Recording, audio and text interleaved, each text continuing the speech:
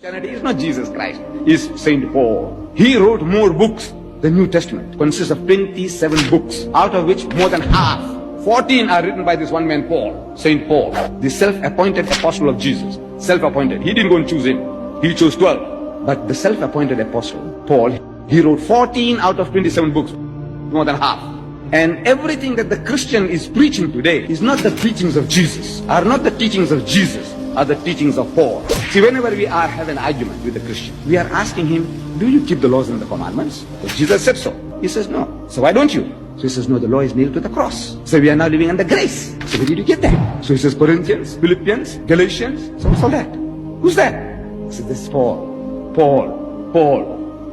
So what did your master say? No, they don't talk about the master, Jesus. They don't talk about him. Paul. If they contradict you in anything, it's Paul. The real founder of Christianity is Saint Paul. Jesus is talking to his Jewish opponents, and this time he says, I and the Father are one. And the Jewish opponents, they pick up stones again. They go to stone him to death. And he goes like, I've been telling you things of my Father. For which of those do you stone me? And they say, we're not stoning you for any good works. We're stoning you because you, a mere human, claim to be God. So they accuse him. Here it is, the most dramatic, most important moment of the Gospels for Christology. You're claiming to be God. What does Jesus say? Does he go, yeah, you're right? No, he says to them, have you not read your scriptures? Is it not written that you shall be called gods? If God was willing to give those people that title, then why wouldn't he give that title to me? He then says, so why are you then accusing me of blasphemy for claiming to be the Son of God? So he clarifies. So Christians, again, will interpret this and say, like, he's probably answering this way because he's being intentionally unclear, because it's not his time to die yet, whatever. I read this as him denying that he's identical to God. Jesus was God in a human man form. So in Numbers, God says, I am not a man. So do you believe in that? God is, yeah, he's not a man, but Jesus is a man. So Jesus is not God. Yes, he is. That's the Son. Okay, well God says I am not a man. Yeah, God is not a man, but Jesus is, but they're all so equal. Jesus is not God, because God is not a man. Yes, he is. So let's try again. Is God a man? No. Is Jesus a man? Yes. So Jesus is not God. Yes, he is. They're equal. You just said God is not a man.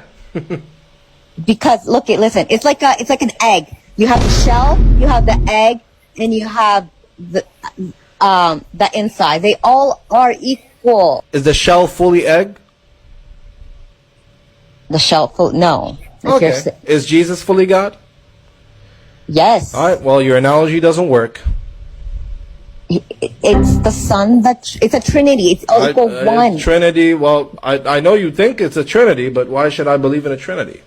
Let's look at the language Jesus spoke. The Bibles you read today are mostly in English, but the native language of Jesus was Aramaic. In Aramaic, the word for God is Allah, which sounds almost identical to the Arabic word Allah. When Jesus prayed, he would have said Allah, not the English word God. This shows that the God Jesus worshipped is the same God that Muslims worship today. Both Islam and Christianity, along with Judaism, are Abrahamic religions, meaning they trace their origins back to the prophet Abraham. They all believe in one supreme, all-powerful creator. The God of Adam, Noah, Abraham, Moses, and Jesus, and finally Muhammad, peace be upon them all, is the same God that Muslims refer to as Allah. I had so much prejudice about Islam, you know? Yes. And then when I started reading, I read just chapter 2 alone of the Quran, I realized, oh my God, I'm home. I've been a Muslim all my life and I didn't realize it. It's a way of thinking, Islam. Yes. You could almost be a Muslim without actually officially being a Muslim. Yeah. It's a headset. If a Muslim is only a person who believes that nothing in the universe should be worshipped except God. The Quran, its reason for existing is to confirm all previous scripture, and to complain that scripture has been tampered with. And that's when I was like, holy God, I'm home, because when I was a kid they were tampering with the scriptures. They're telling you God hates you, they're telling you to be a good person, you have to think you're a bad person.